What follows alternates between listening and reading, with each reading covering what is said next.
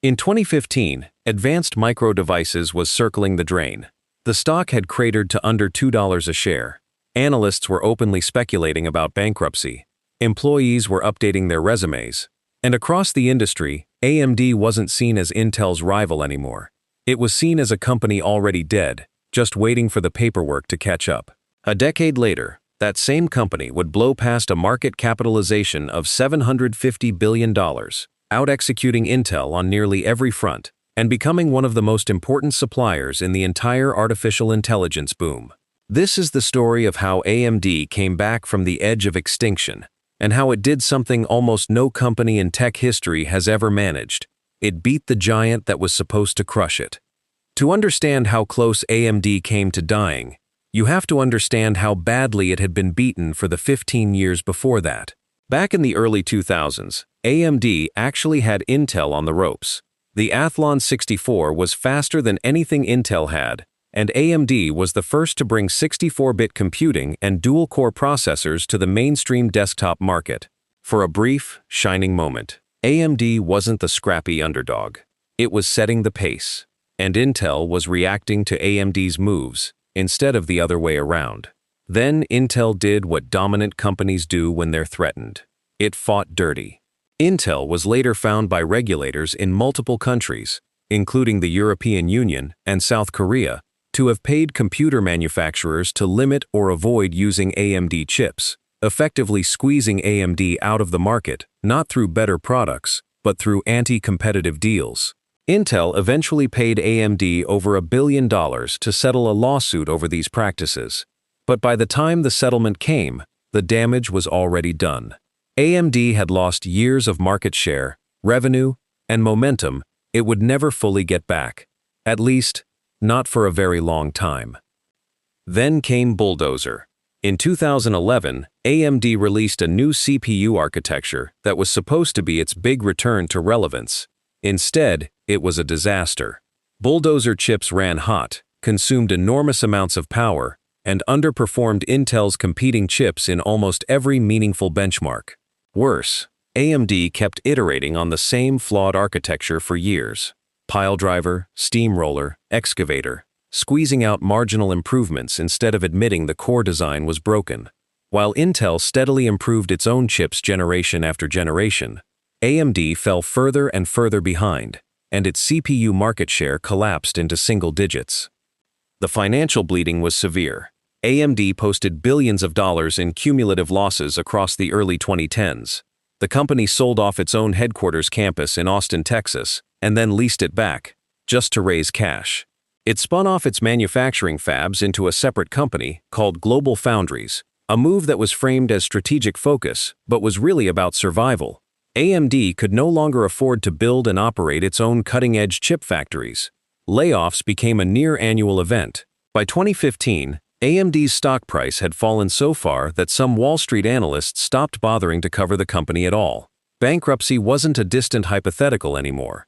It was a live possibility being discussed in boardrooms and financial press alike. The turning point wasn't a new chip or a marketing campaign. It was a person. In October 2014, AMD named Lisa Su as its new chief executive officer. Su was not an outsider brought in to shake things up from a distance. She was a semiconductor engineer by training, with a PhD from MIT, who had already worked inside AMD for years in senior technical and business roles. She understood exactly how deep the company's problems went, because she had watched them happen from the inside. Su's turnaround plan was almost brutally simple in concept, even though it was enormously difficult to execute. First, stop trying to compete everywhere. AMD had been spreading itself thin across low-margin, low-differentiation markets just to keep revenue flowing. Su refocused the company on a small number of areas where AMD could actually build a technical advantage: high-performance CPUs, GPUs, and the semi-custom chip business that powered game consoles like the PlayStation and Xbox. Second, fix the core engineering problem. Bulldozer was dead. AMD needed an entirely new CPU architecture built from scratch, not another patch job on a broken foundation. That new architecture was called Zen, and it was built under the direction of Jim Keller, a legendary chip architect who had previously helped design AMD's earlier Athlon 64 success and had also worked at Apple and Tesla. Zen was a complete break from Bulldozer's failed philosophy. Instead of chasing raw clock speed with a power-hungry design, Zen focused on instructions per clock efficiency, better multi-threading, and a modular chip design that could scale up or down depending on the product. It was, in essence, AMD betting the entire company on getting the fundamentals right.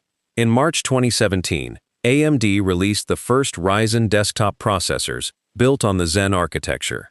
The reaction from the tech press and enthusiast community was something close to disbelief. After nearly a decade of disappointment, Ryzen chips were suddenly competitive with Intel's best consumer processors, often at a significantly lower price. For gamers and PC builders who had grown used to Intel being the only serious option, Ryzen wasn't just a good product. It was proof that AMD wasn't dead after all.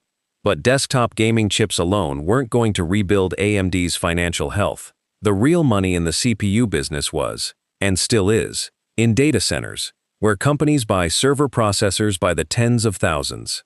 This is where AMD made its boldest strategic bet, EPYC. Launched in 2017 alongside Ryzen, EPYC brought the Zen architecture into server-grade processors, directly challenging Intel's Xeon lineup, which had dominated data centers for nearly 2 decades with minimal serious competition.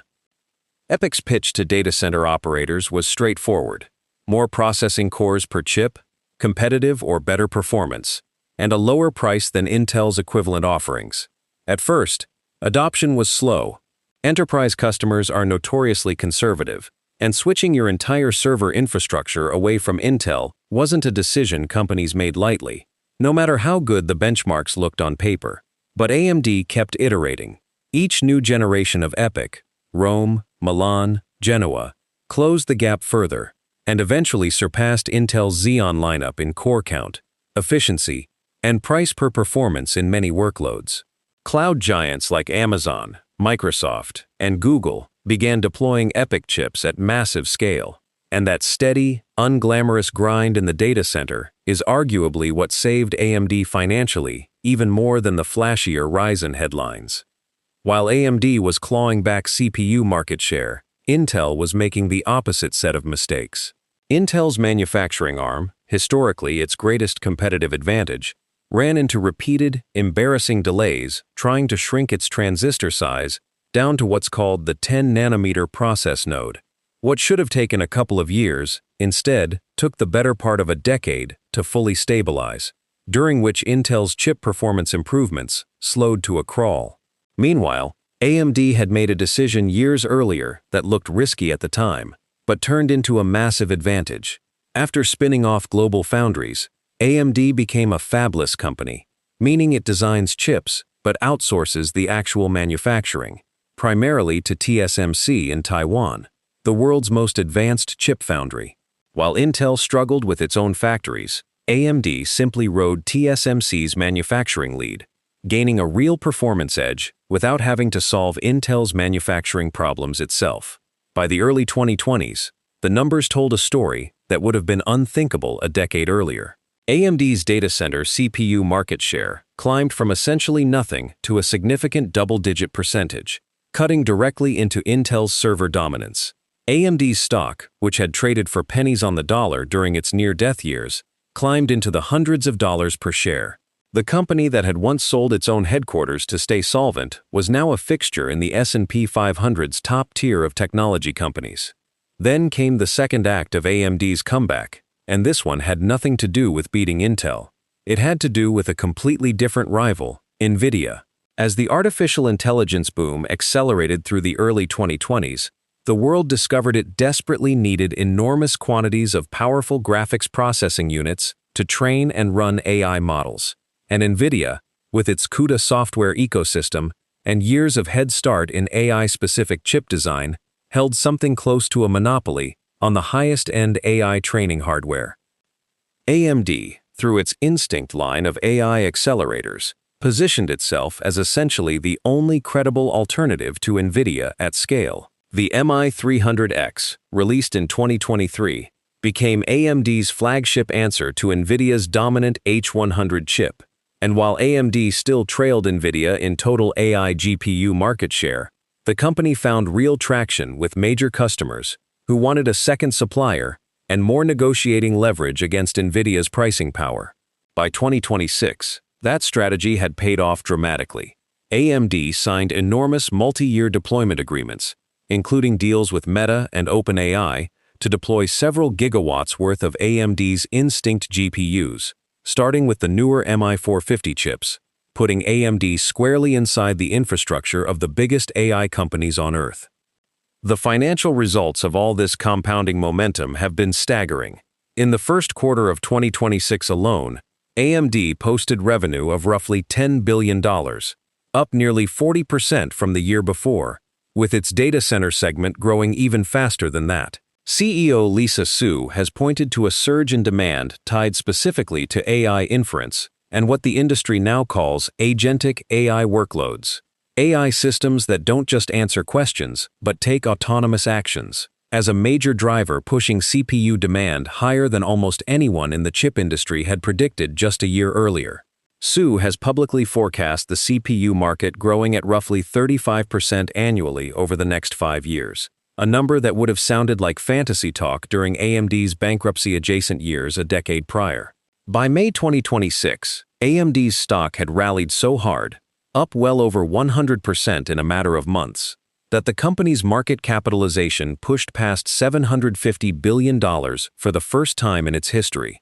Some analysts have pointed out that AMD now trades at a significant valuation premium compared to NVIDIA on certain metrics, a sign of just how much confidence investors have placed in AMD's continued execution, even as others caution that expectations may now be running ahead of reality. Either way, the symbolism is hard to overstate. A company that Wall Street had all but written off in 2015 was, a decade later, being valued as one of the most important technology companies on the planet. None of this happened by accident, and none of it happened quickly. AMD's resurrection wasn't a single miracle product or a lucky market shift. It was roughly a decade of disciplined, sometimes painful strategic choices, killing off a failed architecture instead of continuing to patch it, focusing resources instead of spreading them thin, betting on external manufacturing partnerships instead of chasing Intel's factory advantage directly, and positioning itself early as the credible alternative in the AI hardware race before that race had even fully begun. Every one of those decisions could have failed. Several of them nearly did. What makes AMD's story genuinely remarkable in the history of Silicon Valley isn't just that a struggling company recovered. Plenty of companies recover. It's that AMD didn't just survive Intel's dominance and NVIDIA's monopoly-adjacent position in AI chips. It became a legitimate, structural threat to both of them, at the same time, using two completely different playbooks. Beating Intel took a decade of better engineering and smarter manufacturing bets. Challenging NVIDIA took recognizing an entirely new market before it fully matured and positioning itself as the alternative before the alternative was even necessary. From a company that couldn't afford to own its own headquarters, to a chipmaker approaching $1 trillion valuation and sitting at the center of the AI infrastructure boom, AMD's resurrection stands as one of the most complete corporate turnarounds in modern tech history, and it's still very much being written.